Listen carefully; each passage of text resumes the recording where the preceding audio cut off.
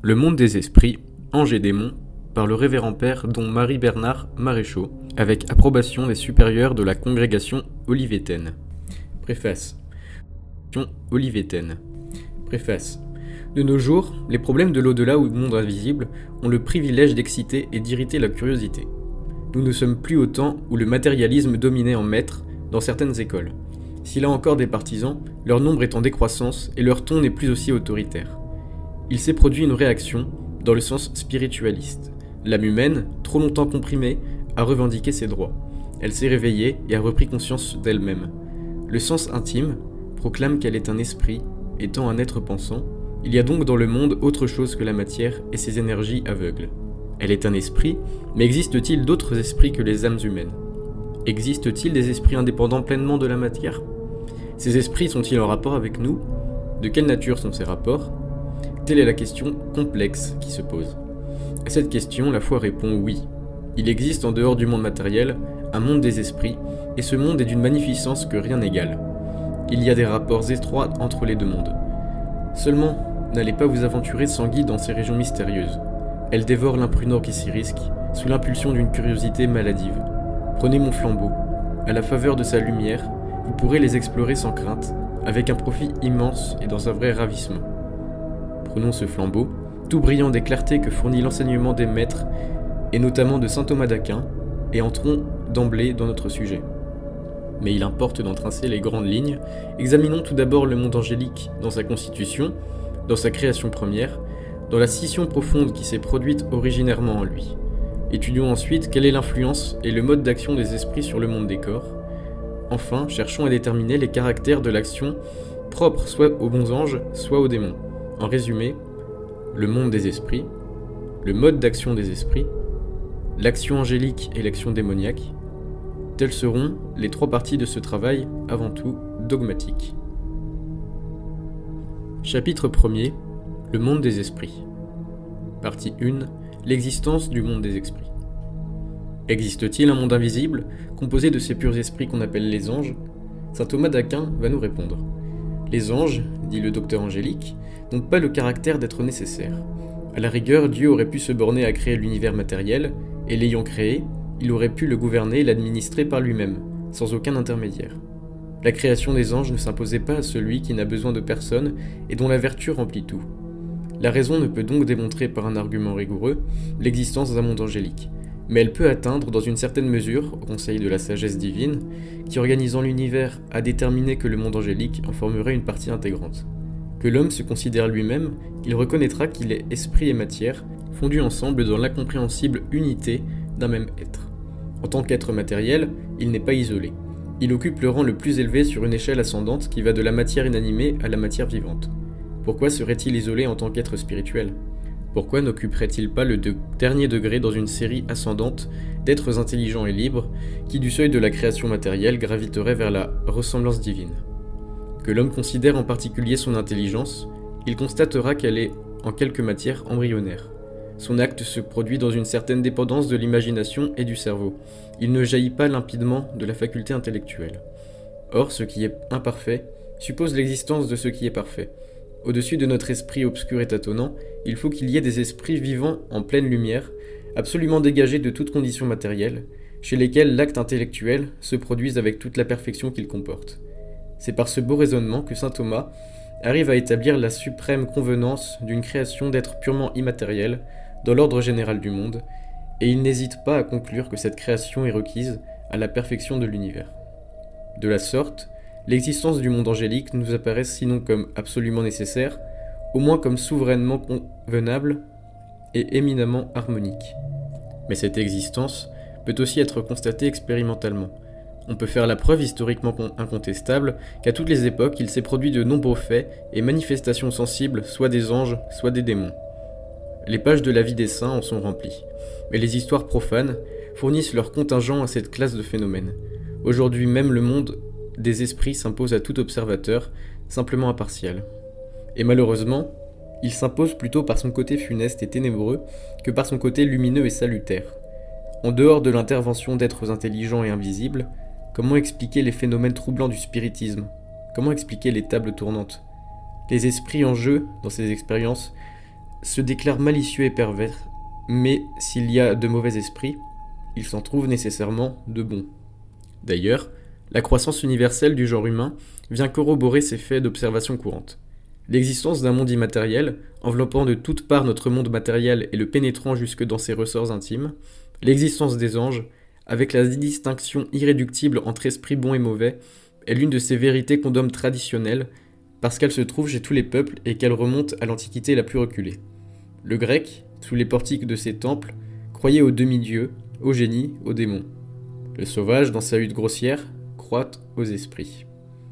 Le chrétien y croit également, mais en lui, la croyance universelle est devenue, grâce à la foi, une certitude.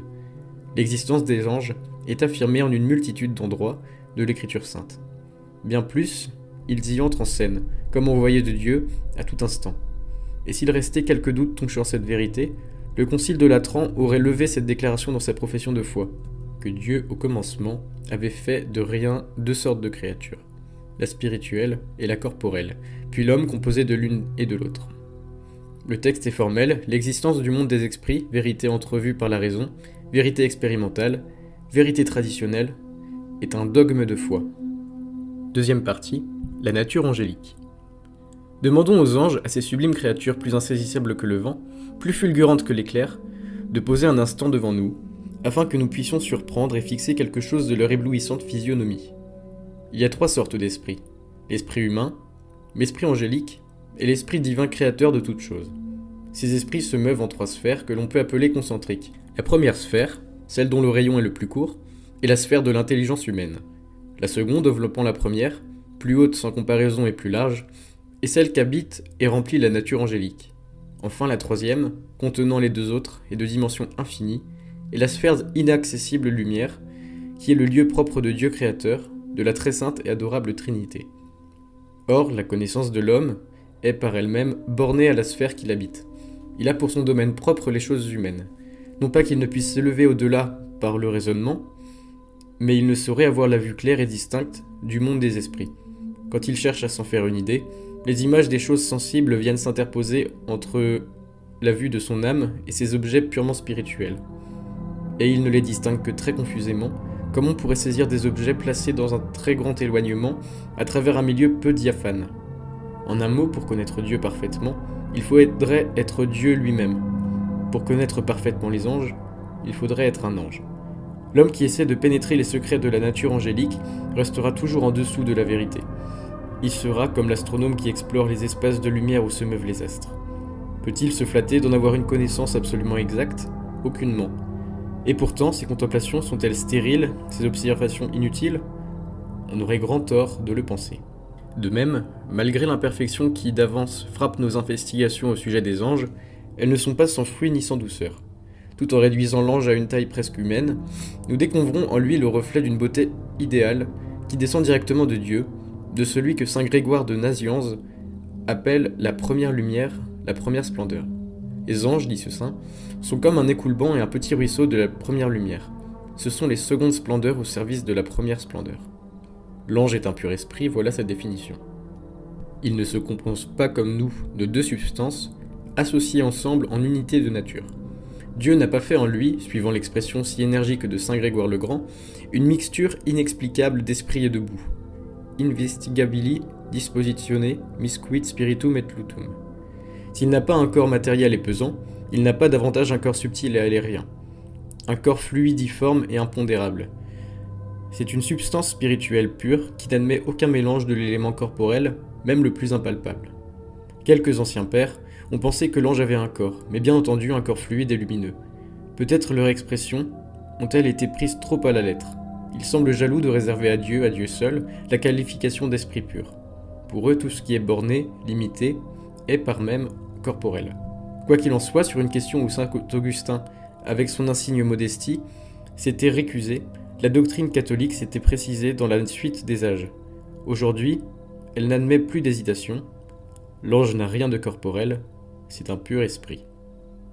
Mais c'est un esprit créé, c'est-à-dire infiniment distant de ce pur esprit qui est l'esprit créateur.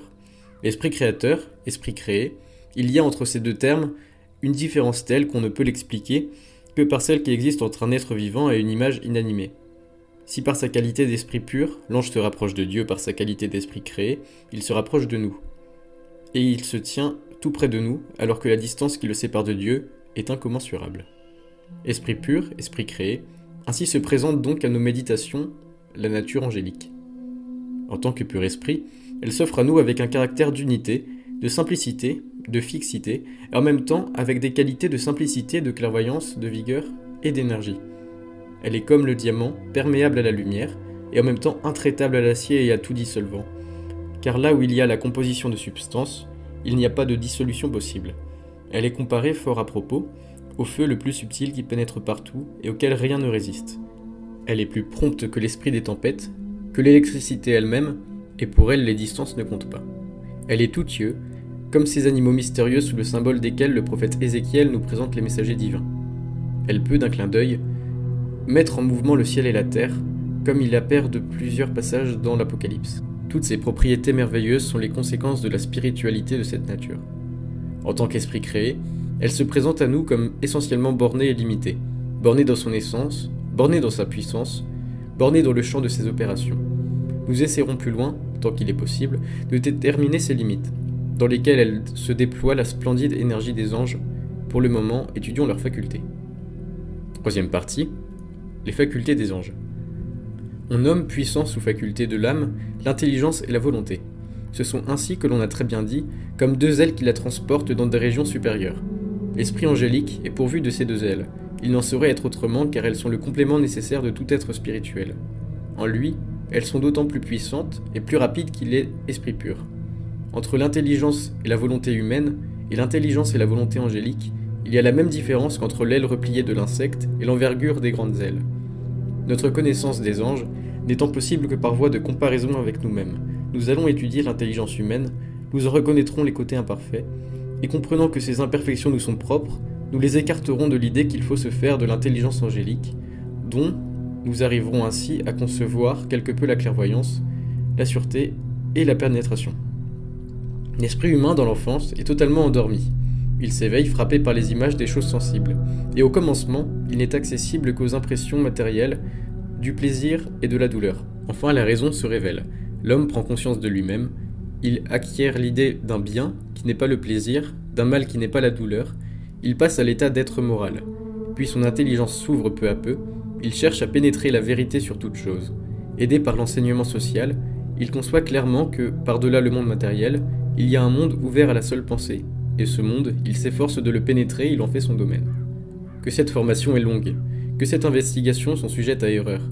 Et même dans les conceptions qu'il acquiert si laborieusement, les choses spirituelles, l'homme traîne toujours avec lui quelque chose de sensible dont il ne peut se débarrasser. Attaché à un corps, sa pensée a besoin de prendre un point d'appui dans le monde sensible pour s'élancer dans le monde intellectuel. Ces multiples imperfections n'existent pas dans l'intelligence angélique. Pur esprit, l'ange ne connaît pas cette léthargie de l'esprit assoupi dans un corps. Son intelligence jamais n'a sommeillé et jamais ne sommeille. Du premier moment de son existence, elle a produit son acte, elle s'est jouée dans les splendeurs du monde intellectuel qui était son propre élément. Il n'y a pas eu dans les esprits angéliques de formation intellectuelle. Dieu leur a donné conjointement avec la nature les idées mêmes de toute la science.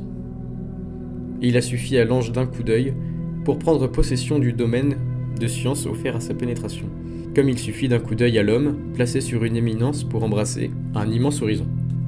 Ce n'est pas à dire que la science de l'ange ne soit pas susceptible d'augmentation, mais elle s'étend sans peine, sans effort, aux objets qui lui sont présentés et qui entrent dans le champ de son rayon visuel. Saint Thomas ne craint pas d'affirmer que prise en elle-même et relativement à son objet naturel, cette science est à l'abri de toute erreur, car d'un coup seul, elle atteint un objet dans son fond et elle l'embrasse dans toutes ses qualités. Elle ne procède pas en effet par des raisonnements laborieux, mais par une intuition sûre d'elle-même. Là où l'esprit angélique pouvait errer, c'est par rapport aux choses surnaturelles et divines qui ne sont plus de sa sphère. Enfin, la science des anges est une science pure, c'est-à-dire exempte de toute image sensible qui ne pourrait qu'affaiblir la pureté et la vigueur du rayon intellectuel. L'ange connaît tout spirituellement, même les choses matérielles, au lieu que l'homme connaît tout matériellement, même les choses spirituelles. La différence est grande et on le voit. Elle est si grande que saint Thomas met une plus large distance entre la connaissance d'un ange et celle de l'homme le plus savant, qu'entre la connaissance de l'homme le plus savant et celle du plus ignorant.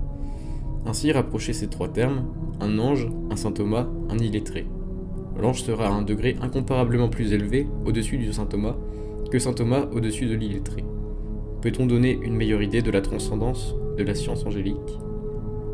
Ô saints anges, aigles sublimes des montagnes éternelles, qui vous baignez dans les splendeurs émanées du Verbe, il est pourtant un don préférable à toute votre science, et ce don est accordé aux hommes comme à vous, c'est la charité. Considérons maintenant la volonté angélique. La volonté suit l'intelligence et entraîne l'esprit vers les objets dont la beauté lui est révélée. L'intelligence humaine étant souvent tâtonnante, la volonté humaine est hésitante. On la voit s'attacher à un objet, puis elle le quitte. Elle est libre, mais sa liberté est entravée, diminuée par l'impulsion des passions qui naissent de l'appétit sensuel. Si, comme on l'a vu, l'intelligence angélique diffère de l'intelligence humaine par la promptitude et la sûreté de ses conceptions, la volonté des anges diffère de la nôtre par l'énergie et l'inébranlable ténacité de ses résolutions. L'ange est incontestablement libre, et sa liberté est plus dégagée que la nôtre, n'étant accessible qu'à l'attrait des biens immatériels. Elle n'éprouve pas ces tiraillements, ces fluctuations qui résultent des tendances opposées, qui naissent dans l'esprit et dans la chair. Étant libre et supérieurement libre, l'ange se détermine de lui-même à tel ou tel but, mais s'il s'y détermine avec une puissance de volonté si absolue que sa détermination devient aussitôt irrévocable. L'ange d'ailleurs n'est aucunement impeccable. C'est un privilège de la nature divine de ne pouvoir déchoir. Tout être créé peut tomber en s'éloignant de son Créateur, comme il peut avec la grâce se perfectionner en se rapprochant de lui. Ces notions étaient nécessaires pour éclaircir notre sujet. Nous allons aborder bientôt le grand drame primitif de la chute des anges. Mais auparavant, contemplons-les dans les splendeurs de leur création. Partie 4. La création des anges.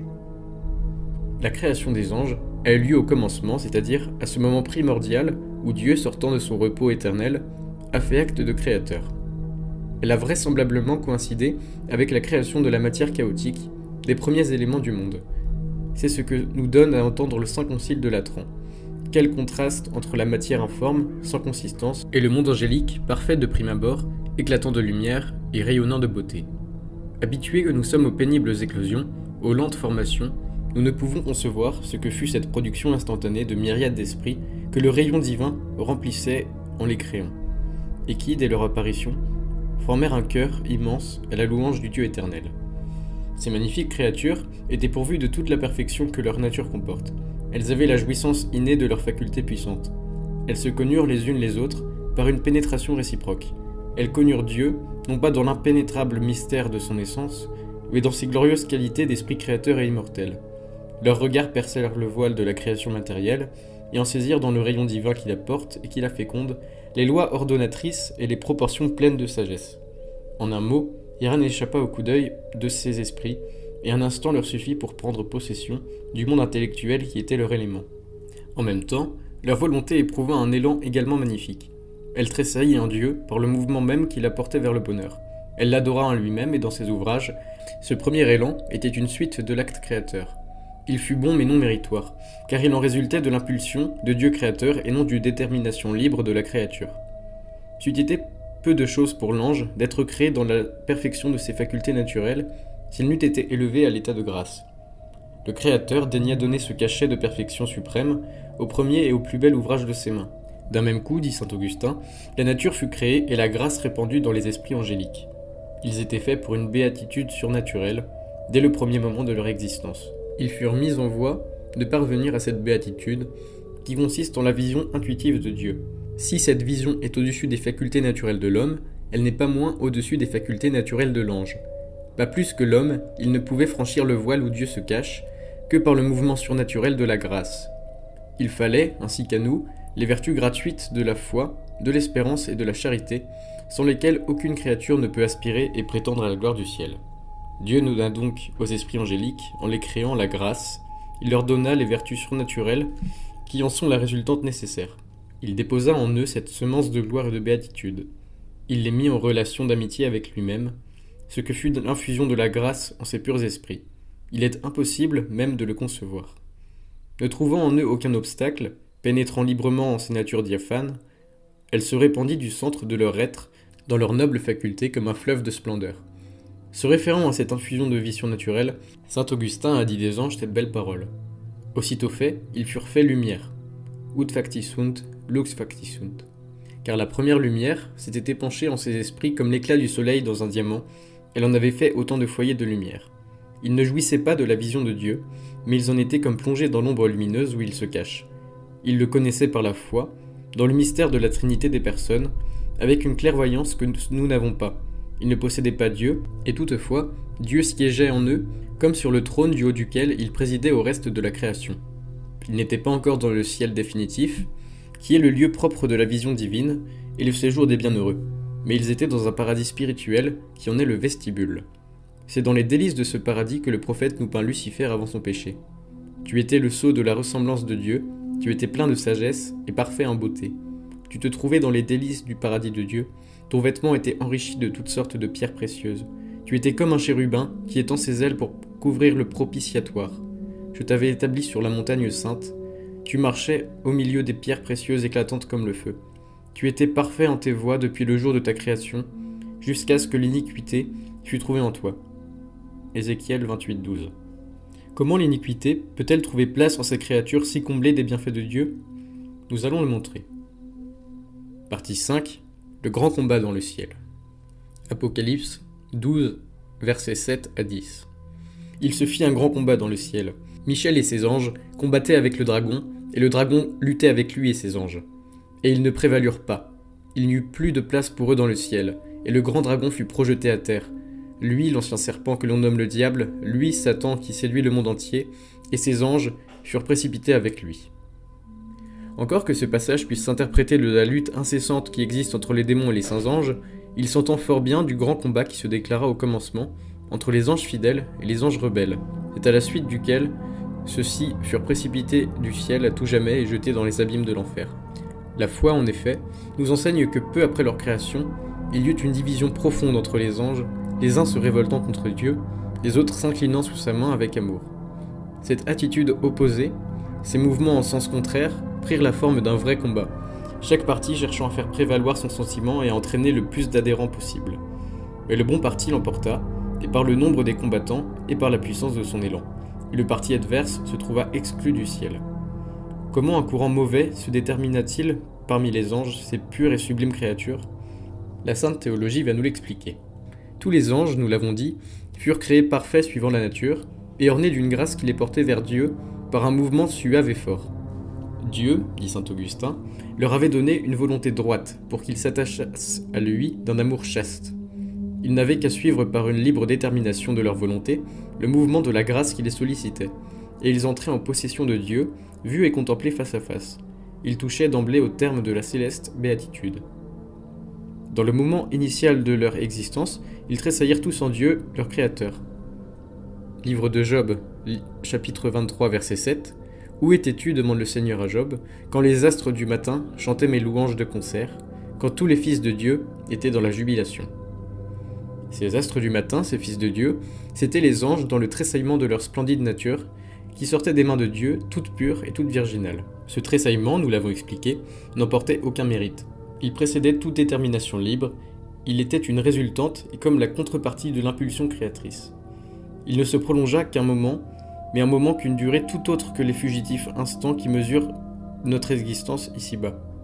Toute l'éternité de Dieu tient dans un seul moment qui ne passe pas.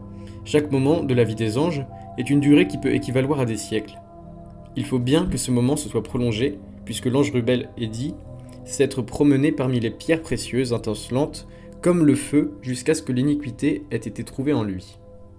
Ce moment passa. Les anges, après ce tressaillement initial, rentrèrent en eux-mêmes et prirent possession d'eux-mêmes. Ils furent mis en demeure d'agir en créatures libres et de déterminer un but à leur existence. Ils n'étaient pas sollicités, comme nous le sommes, par l'attrait des biens inférieurs, mais ils se trouvaient en présence d'un double objet. D'un côté Dieu, dont la beauté les attirait puissamment, de l'autre leur propre nature, dont la beauté avait de quoi les séduire. Se complaire en Dieu, ou se complaire en eux-mêmes, chercher en Dieu leur félicité suprême, ou vouloir la trouver en eux-mêmes.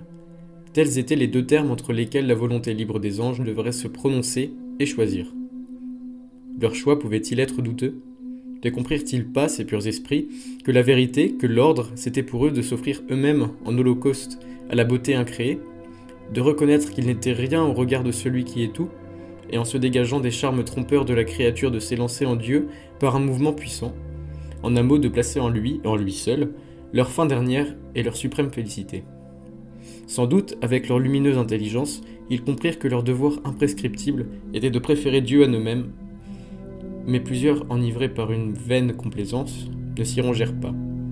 C'est alors qu'il se produisit dans le ciel une mission malheureuse qu'on peut, d'après les lumières de la Sainte Écriture, se représenter ainsi. Dans le silence solennel qui suivit les premières jubilations des anges, du haut d'une des hiérarchies supérieures, partit un cri de révolte qui troubla les sereines profondeurs du ciel. C'était Lucifer qui s'écriait « Je placerai mon trône au-dessus des astres de Dieu, je serai semblable au Très-Haut » Isaïe 14, 13. À ce cri répondit un écho formidable. Une partie, quoique la plus faible, des anges le répéta. Le mal était entré dans le monde par la volonté dépravée de la créature. Mais au même instant, un autre cri s'éleva, poussé par le glorieux Saint Michel. « Qui est comme Dieu? Qui est semblable à Dieu » Cri de triomphante obéissance, cri de protestation victorieuse. Il domina la clameur de Lucifer et des révoltés. Il rallia les cohortes fidèles des bons anges qui le redirent en un applaudissement immense. Lucifer s'était flatté d'entraîner tous les anges dans sa rébellion pour se constituer comme le dieu d'un monde angélique. À la protestation de Saint Michel, il se sentit abattu. L'aveuglement le gagna. Il ne put supporter la lumière vengeresse qui rayonnait du sein des légions fidèles. Il tomba, renversé, et comme anéanti par cette lumière. Il n'y eut plus de place pour lui dans le ciel. Et s'il eut un empire, l'infortuné devenu incapable d'aimer, ce fut l'Aquilon, la région froide et ténébreuse, en un mot, l'empire du mal. Ainsi commença pour le monde angélique la distinction des deux cités opposées, Babylone et Jérusalem. Deux amours, dit saint Augustin, ont fait les deux cités. L'une, Jérusalem, l'amour de Dieu jusqu'au mépris de soi, l'autre, Babylone, l'amour de soi jusqu'au mépris de Dieu. Les anges fidèles avaient aimé Dieu jusqu'à se mépriser eux-mêmes. Les anges rebelles s'étaient aimés eux-mêmes jusqu'à mépriser Dieu. Voyons quelles ont été les conséquences de ce double choix. Partie 6. La lumière et les ténèbres spirituelles. Ces conséquences, saint Augustin va nous les dire. Les saints anges se tournant vers le Verbe devinrent lumière. Les mauvais anges demeurant en eux-mêmes devinrent nuit. Et comme le jour et la nuit ne peuvent coexister ensemble, comme la lumière et les ténèbres ne peuvent subsister à la même place, il y eut division, et division irrévocable entre cette lumière spirituelle et ces ténèbres spirituelles. La lumière spirituelle, à savoir les bons anges, monta au foyer de la pure lumière qui est Dieu. Les ténèbres spirituelles, à savoir les mauvais anges, furent refoulées dans les régions inférieures. Expliquons-nous sans figure. Nous avons dit que les anges furent créés dans une sorte de paradis de délices. De ce paradis, les bons anges furent immédiatement introduits dans le ciel supérieur où l'on voit Dieu. Les mauvais anges furent immédiatement précipités dans les abîmes de l'enfer. Par leur acte de soumission, les premiers méritèrent la possession de Dieu contemplée face à face. Par leur acte de rébellion, les seconds méritèrent cette exclusion éternelle de Dieu qu'on nomme la damnation. Un seul acte bon mit les premiers en jouissance de la suprême béatitude, un seul acte mauvais plongea les seconds dans la réprobation de son cortège de maux interminables. Et ce fut prompt comme un éclair.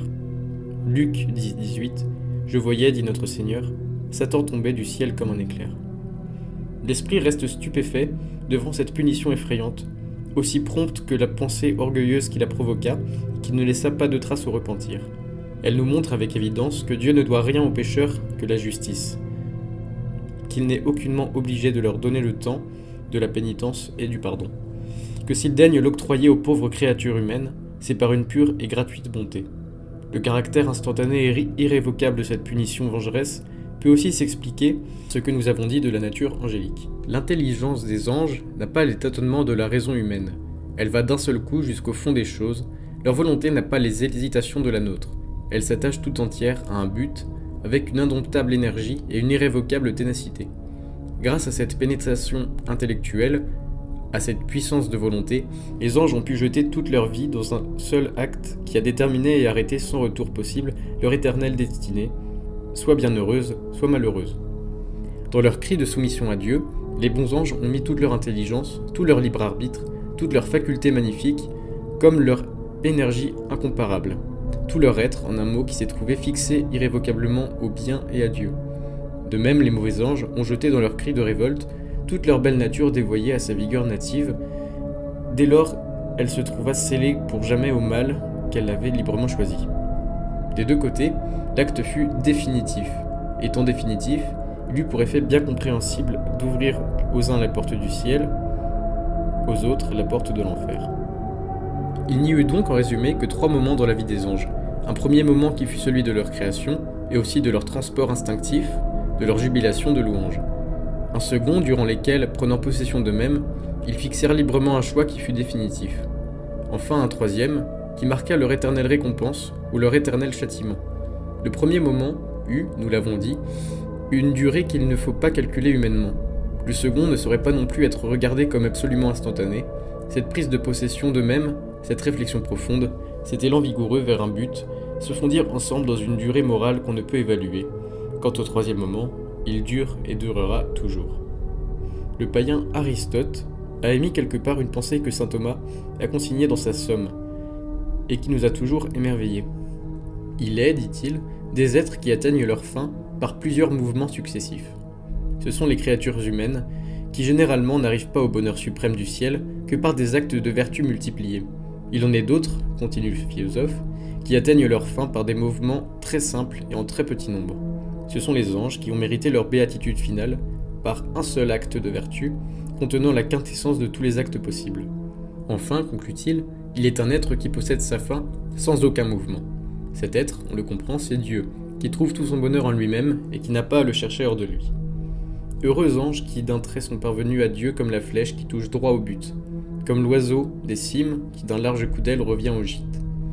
Mais que la douceur de Dieu est grande et adorable à l'endroit des pauvres créatures humaines, dont il affecte de ne pas voir les péchés, dissimulans peccata, qu'il soutient, qu'il supporte même alors qu'elles font leur effort pour le déchiffrer, qu'il amène en un mot si patiemment à la pénitence. Benignitas Dei ad penitentiam te adducit, dont la conversion cause au ciel une si grande joie qu'elle semble éclipser tout un autre motif d'allégresse parmi les cœurs des anges. Voilà donc une scission irrévocable produite dans les armées angéliques, d'un côté les bons anges, unis à Dieu dans la possession de l'éternelle béatitude, de l'autre les mauvais anges ou démons, séparés à tout jamais de Dieu et plongés dans les abîmes de l'enfer. Mais dans les desseins de Dieu régulateur suprême, ni les uns ni les autres ne restent étrangers aux choses d'ici-bas. Il s'agit de déterminer quelle est la mesure de leur ingérence. La question est très complexe. Pour l'élucider, il est à propos d'étudier préalablement quel est le mode d'action des esprits sur le monde corporel.